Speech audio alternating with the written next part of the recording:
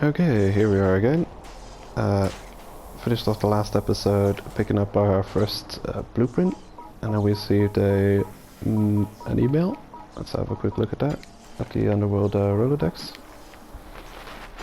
Uncle Def. You got a blueprint. Dear Senpai, it's me. You got a blueprint. Nice work. That's really good news. If a weapon runs out of durability points and breaks, you can now make another whenever you want. Give yourself a pat on the back, huh? First, take it to Commodore Suzuki in the waiting room. He's a capable guy, despite what you might think. He'll figure what the blueprints he'll figure what's the blueprints for and what's needed to make it for you right away. And if you can't make use of the blueprint, he'll buy it at a high price. We'll get him to look at it later. Buying it at a high price is debatable. Dear Senpai, you guessed it, me again. The former Senpai you just defeated has been recovered and is now chilling in the fighter freezer. Take them for a spin whenever you like. While I've got your attention, let me tell you about the different types of enemies. Okay. It seems like an important message. I wonder why it's not in the tutorials. Okay, fighter. This is what we call the guys and gals you control, Senpai. Okay, hater. Fighters turn into haters if they die in the tower. Just like that former Senpai turned corpse you just encountered. If you see an orange colored name, watch out. Screamers. Grunts, you'd probably call them fodder. I guess you've already squished a fair number of these, Senpai. They look all moldy like zombies, and they're even dumber than haters, bless them. Tubers. These freako freaks ain't haters, and they ain't screamers either. You've seen the one with the claws already, but there are other types too. Some kind of industrial workforce gone wrong, so they say. Sounds like BS to me. There are more, maybe, but I think that's enough to squeeze into your cranium for now. Catch you later. Okay, just checking out the mastery level. This is constantly going to be updated. The mushroom collection. Found a boom shroom, which is like a grenade. Definitely don't want to be eating that. It's one to be thrown at enemies. Bronze parasol. Beast encyclopedia. Found a mouse. Mouse offers a bit more healing than the frog, and the mushrooms you get from them are very helpful for recovering rage gauge. Tales from the Barbs. So we picked up the first Tales from the Barbs. Okay, meet the self-made man who needed an extra hand or two. Okay, so that's the cover of the magazine we've picked up.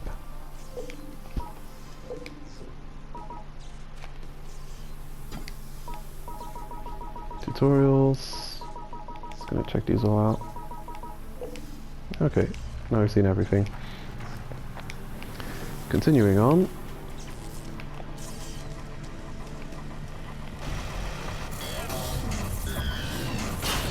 Okay, so you bait out the ground stabbing attack, then punish. When you're at range, they'll often shoot off their range attacks, or they'll come at you like this.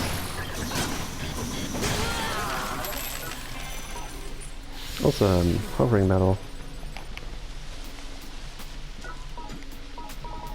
I'm gonna prioritize keeping materials and getting rid of weapons. I'm putting all these materials in my bank for so I'll be able to upgrade my equipment early on.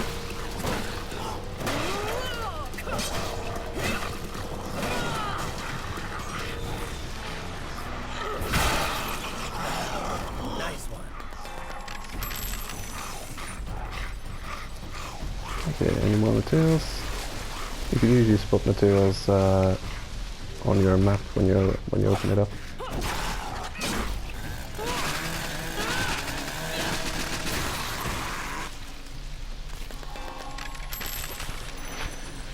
forgot how strong the buzzsaw knuckles were. Really good weapon.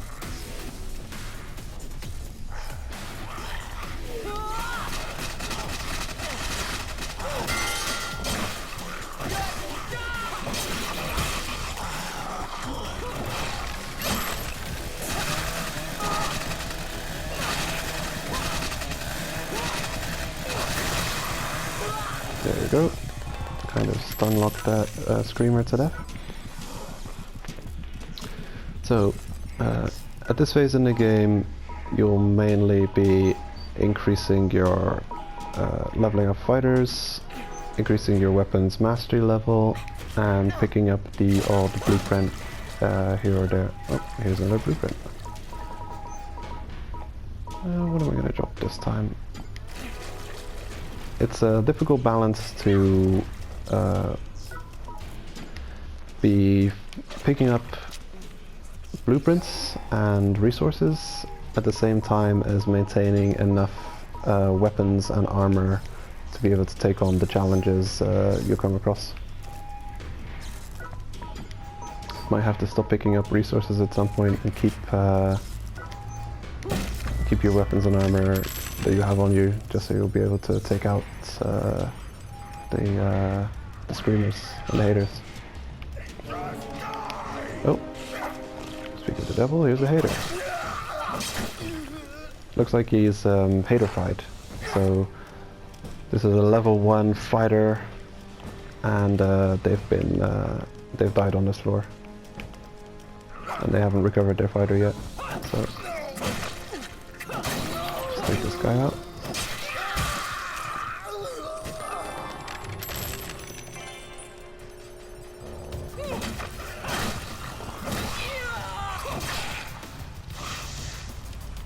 Down you go. He'll be back. Probably not a good idea to fight here.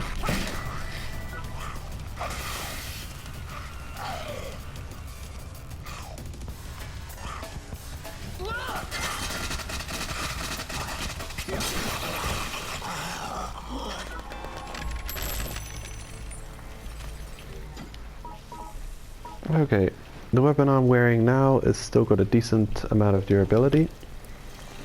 If enemies drop gear, it's always a good idea to compare the durability they drop. And I'm just going to drop one of my resources quickly.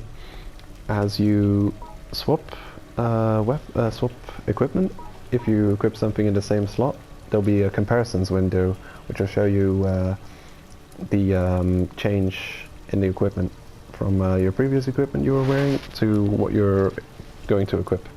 So I have equipped the Gerro-Gerro body, and if I want to equip the Texas Farmer coat, the stats you see changing are how it will improve or get worse. So for defenses, there's red numbers. The slashing resistance will decrease to -5% slash resistance, and the fire resistance will decrease from 9% fire increase defense to +5% increased fire defense.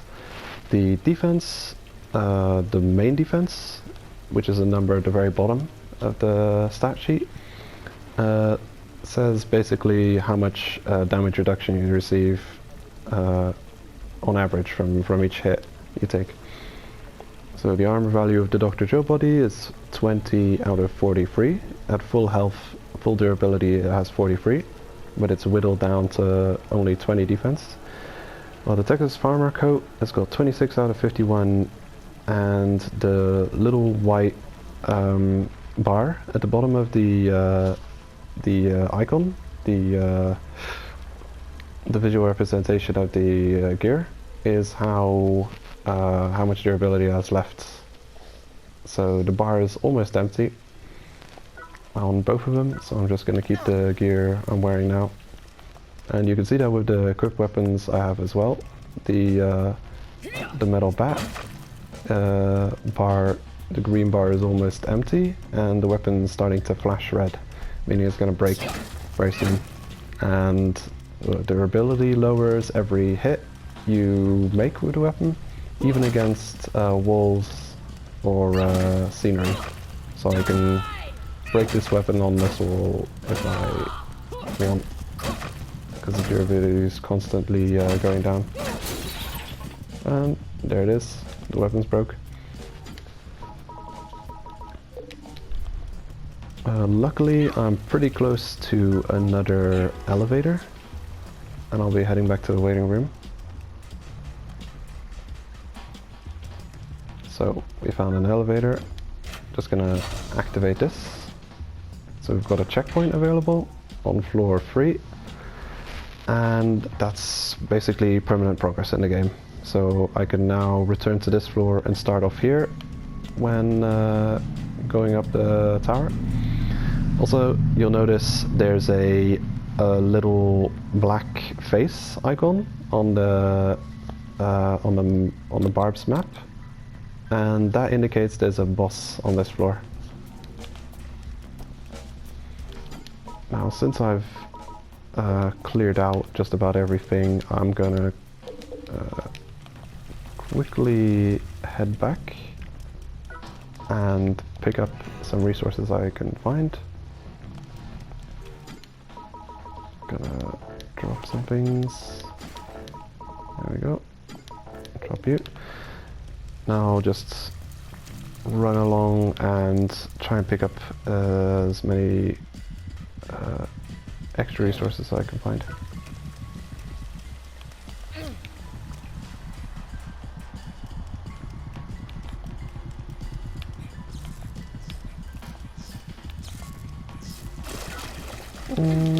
Were there any resources I'd left behind?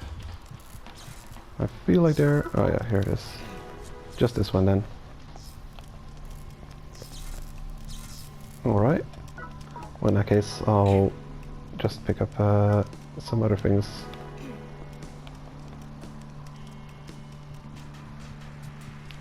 Take this armor and equip it straight away. There is full damage in the game. If you fall for a certain distance, you'll take damage. Okay, time to return to the waiting room.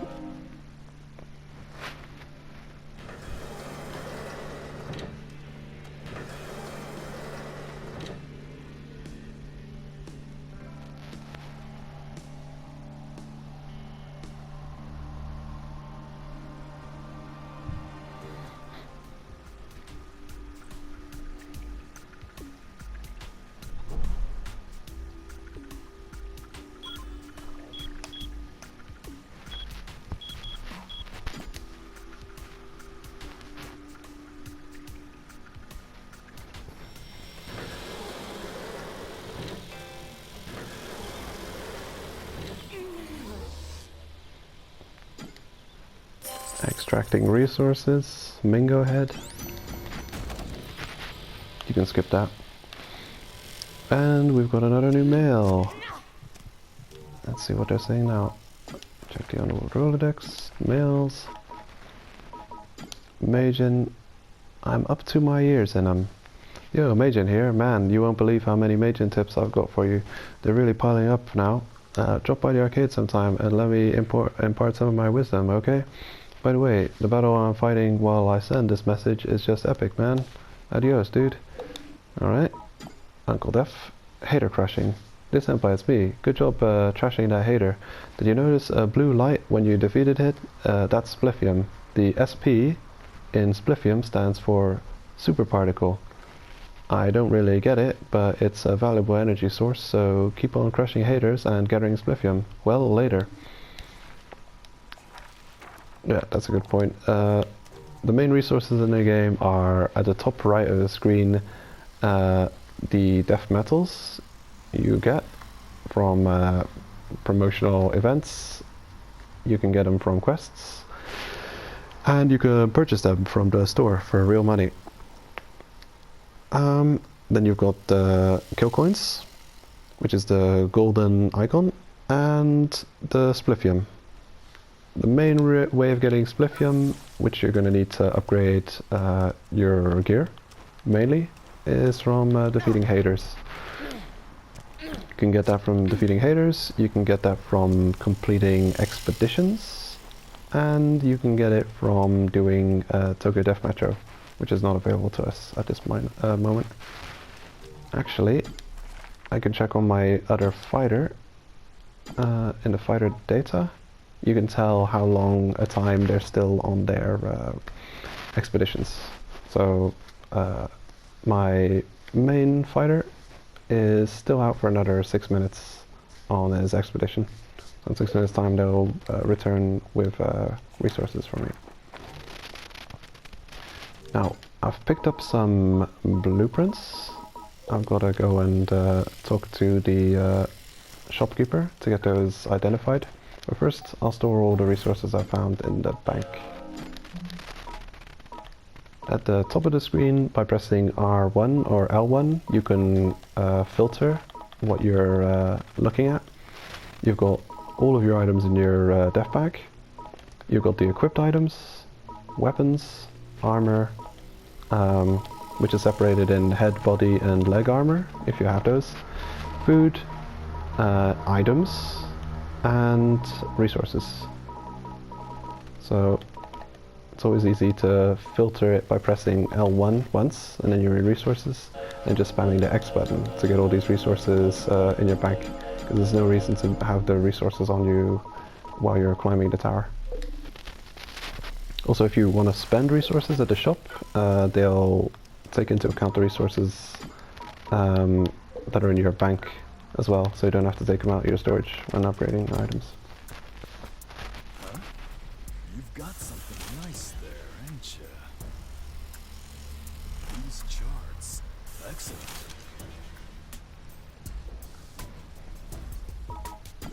Okay, so we now have new items available for research and development.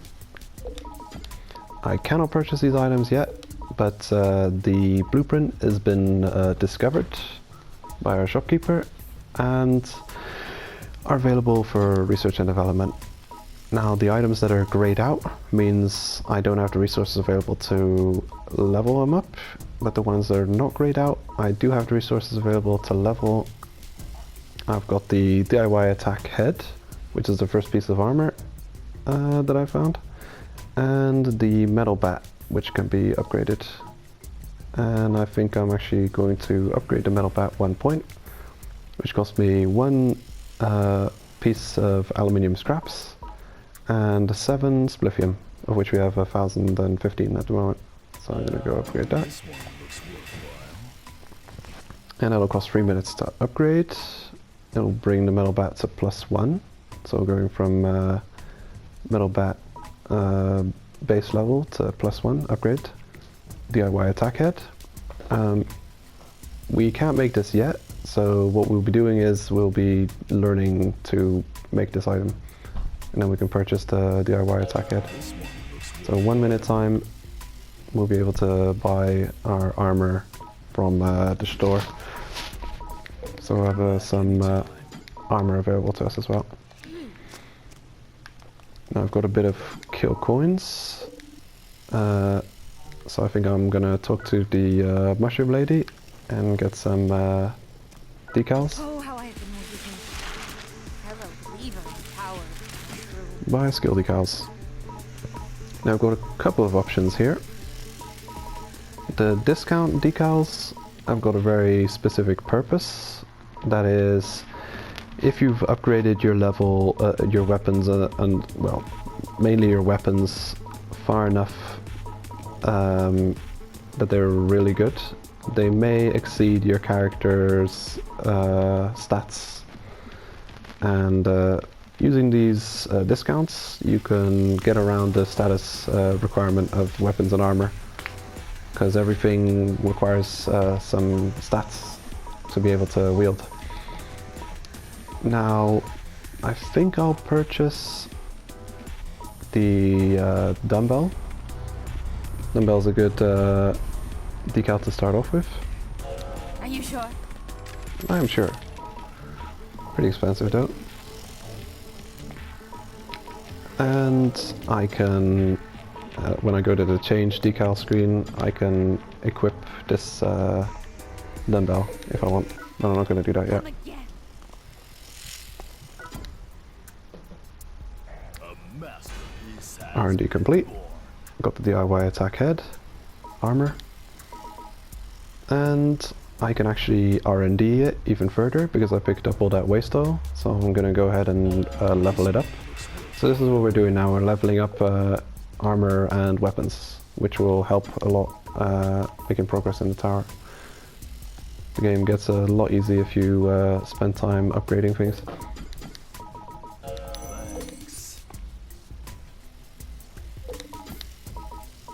So now we've got enough kill coins to purchase the DIY attack head. Thanks. And that'll be our first bit of armor from the store. Come back anytime. Now, certain gear has requirements to be equipped. Now, for the Buzzsaw Knuckles, on the icon it reads Buzzsaw Knuckles, then below that it says one-handed weapon, requires HP 200 to equip. And there under you can see the type of damage the weapon does, which in this case is slashing damage, 100% slashing. And under that you can see the attack remaining for its durability level. So as items take damage and break, they'll become less effective. So for the Iron Hammer, it requires 200 HP, the same as the Buzzsaw Knuckles, but its weapon type is blunt, so we'll do blunt damage. 100% of the weapon damage on this weapon is blunt. And let's see, for the armors I've got available to me, the Heavy Hitter Body A requires 280 HP to equip. The DIY attack head will cost 200 HP to equip. So all of the things I've got available to me now cost health, a certain amount of health to equip.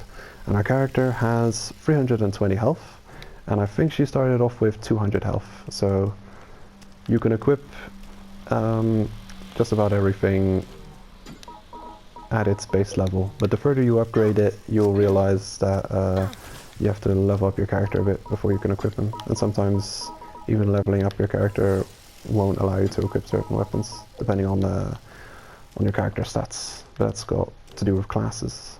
Since we're an all-rounder, they have balanced stats. Okay, let's have a look at the new quests available.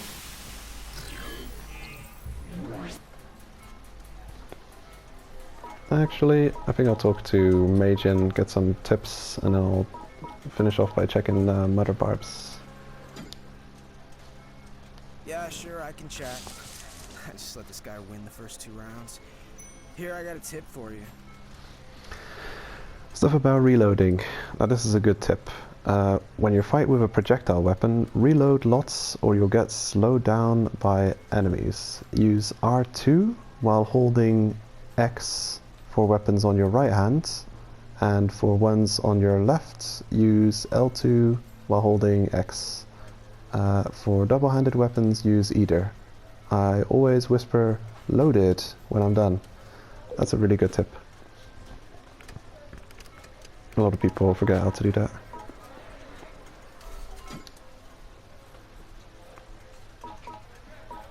Let's check out these little crypts.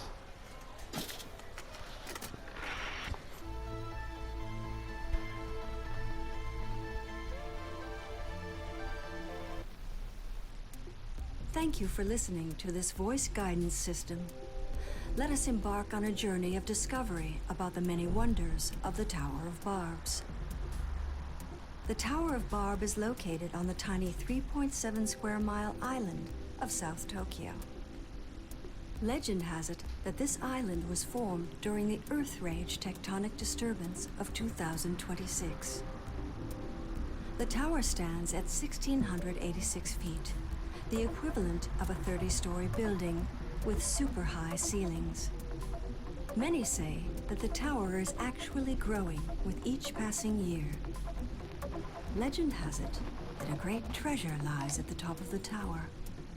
As such, many brave people often attempt to climb the tower, to obtain those riches. However, none have managed to survive the tower's horrific trials, and thus the tower stands as a grim reminder of the many lives lost in search of this mythical treasure. I hope that you too will enjoy your climb of the tower and experience the many wonders that it has to offer.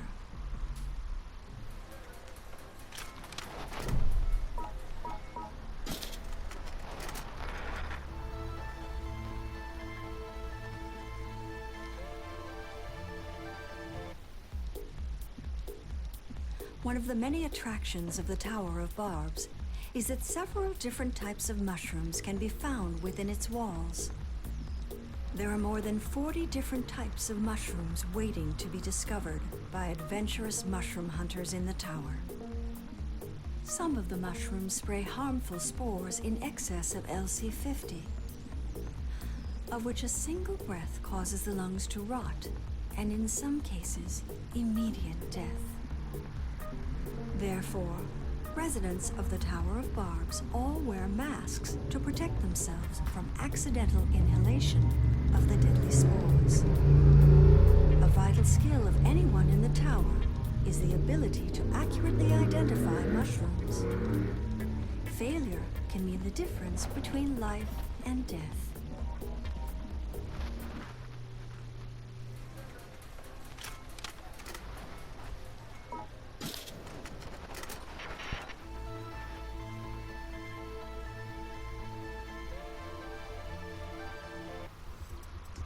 Another one of the mysterious appeals of this tower is the ability to meet the old you after you die within.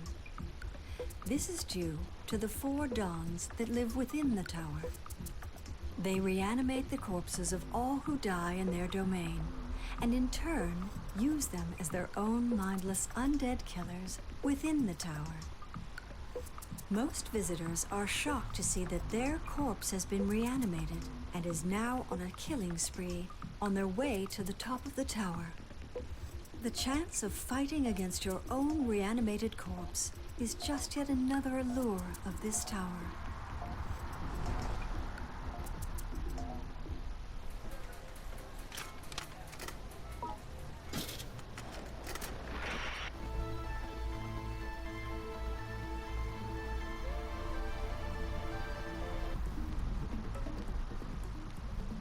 Momoko Yamada, 27 years old, also known as the Mushroom Magistrate. She has traveled around the world since she left home at the age of 13.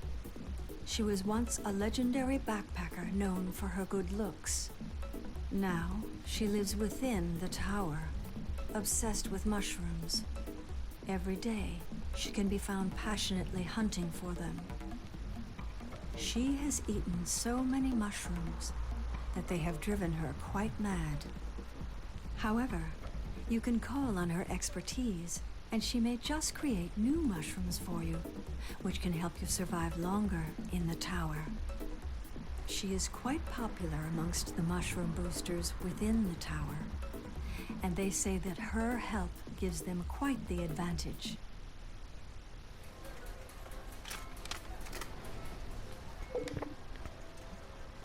All right. Things are just getting started.